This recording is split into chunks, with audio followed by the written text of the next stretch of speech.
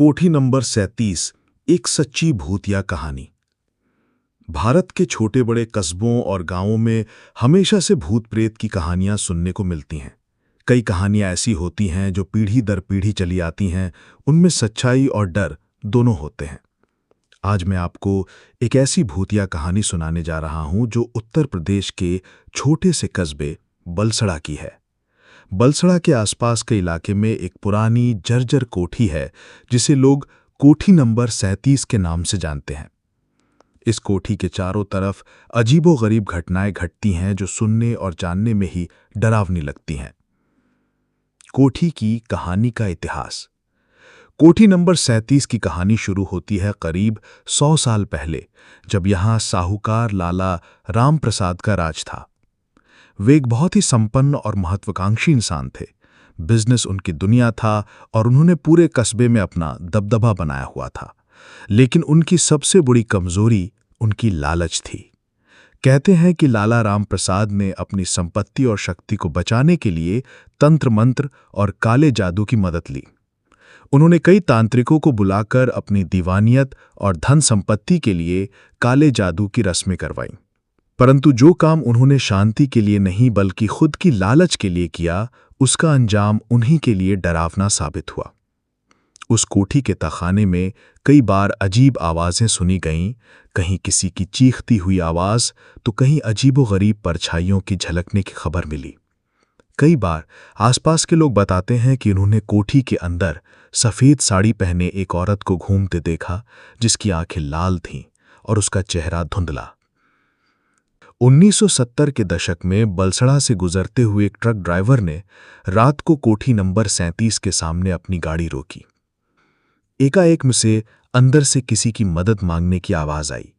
वो ड्राइवर अपनी बहादुरी दिखाते हुए कोठी के अंदर गया, लेकिन वहां से उसकी चीखें निकलने लगीं जो सारा कस्बा सुन गया।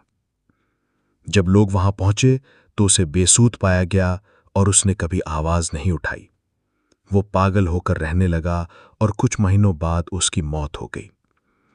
ये खबर पूरे कस्बे में फैल गई।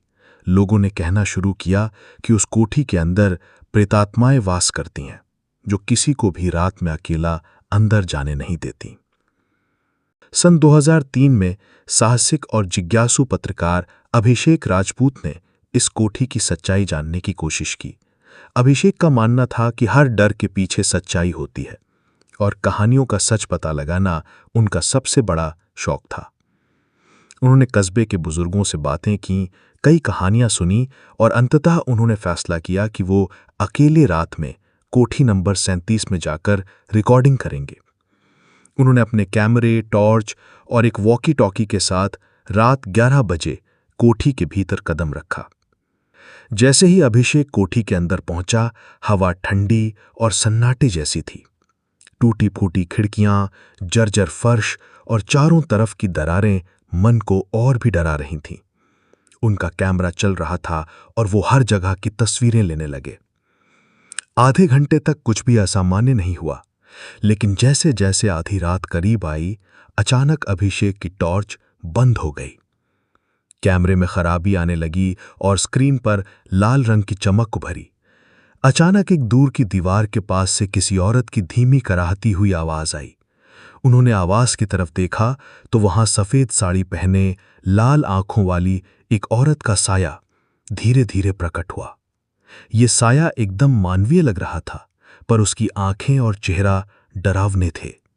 कोठी के आंगन के बीच एक पुराना काला कुआं था। स्थानीय कहते हैं कि इसी कुएं में बलि दी जाती थी और कई अनजान लाशें उसमें मिली थीं। अभिषेक ने जैसे ही उस कुएं की तरफ कदम बढ़ाया, उसे लगा किसी ने उसका हाथ दबोच लिया। उन्होंने फौरन कैमरे से उस जगह को रिकॉर्ड करना शुरू कर दिया, लेकिन तभी अचानक कैमरा गिर गया और उनकी आंखों के सामने सब कुछ धुंधला हो गया। अगली सुबह अभिषेक गांव वालों द्वारा कोठी के बाहर बेसूध पाया गया। उसकी हालत ऐसी थी कि वो कुछ बोल नहीं पा रहा था। धीरे धीरे उसने बताया कि उस रात उसे वहां से निकलना बड़ा मुश्किल था।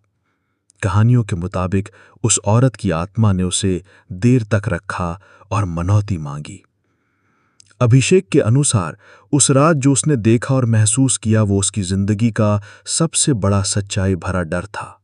वो बाकी जिंदगी इस डर के साए में रहा और कुछ ही महीनों में उसकी मृत्यु हो गई। आज लगभग 20 साल बाद भी कोठी नंबर 37 वीरान पड़ी है। रोजाना लोग उससे सुरक्षित दूरी बनाकर गुजरते हैं।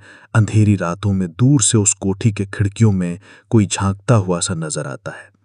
कई लोग सुनते हैं वहां से औरत की चीखें, गूंजती हुई आवाजें जो रात के सन्नाटे को और भी गहरा कर देती हैं।